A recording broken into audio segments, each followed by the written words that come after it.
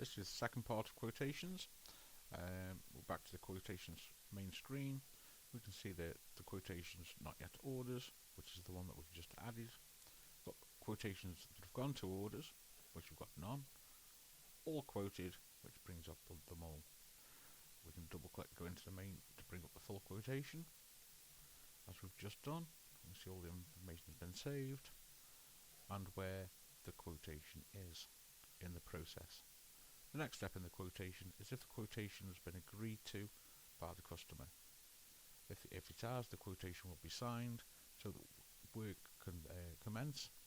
Also, we need the deposit to be paid there. Once those two have been done, it can be posted to orders. So in this case now, we'll move that along the line. We'll say the deposit's been paid, the deposit is 0,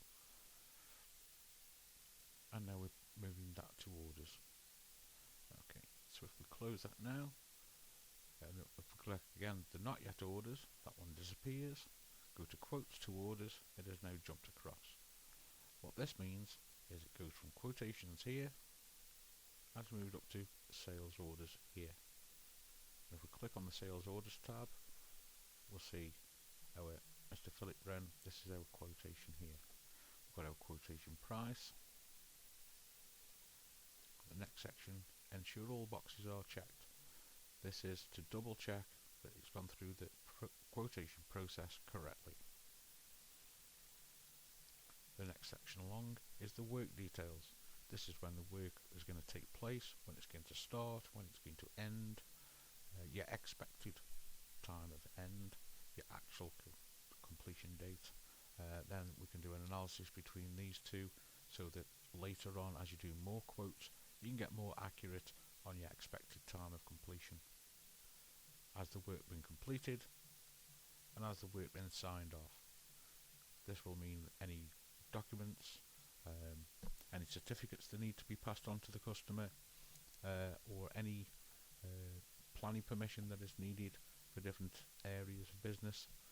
Once it's been signed off, then it would go through to the invoices for payment. So in our case with Mr. Philip Wren, he's buying the product today, so we can go ahead and amend the work details. We see again the customer name, the sales order number, the order date, which is today, the start work date. This can be scheduled for obviously for today or the future. So if the customer decides that they can't start the work till the start of October, we can move that across. We can start on October the 1st. We can enter a start work time for all the tradesmen who start early.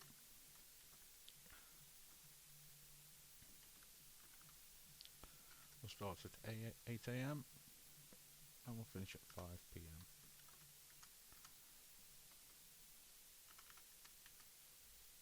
Okay, the expected completion date.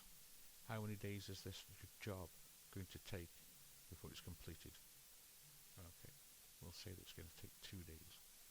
So our end date will be the 2nd of October. Okay, we're good there. We can send this information to Outlook, so it will schedule us when this work is about to take place. Give us a warning. Okay, that's good. If we look at schedules now, because if you see the yellow link, schedules is linked through. Because we've done a sales order, we've amended the dates in the work details. Under schedules, we can now redo schedules and look back in. The schedules go so many days in arrears. This will you'll see purchase orders floating up through these as they progress through. The blue bar is today's date, so you know exactly where you are on the scheduled dating. And if we move down to the 1st of October, you can see that now our sales order number 3, if we go back to there, sales order number 3 has been scheduled for the 1st and the 2nd of October. And as the quotations filter through from quotations to sales orders and you amend your work details, this will fill up with your schedules.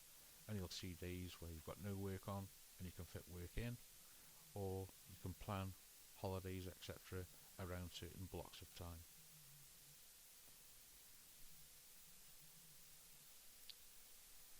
The last section of the sales orders shows whether the invoice is active, basically the follow on, the continuation of, and these will be filtered out as the work has been completed.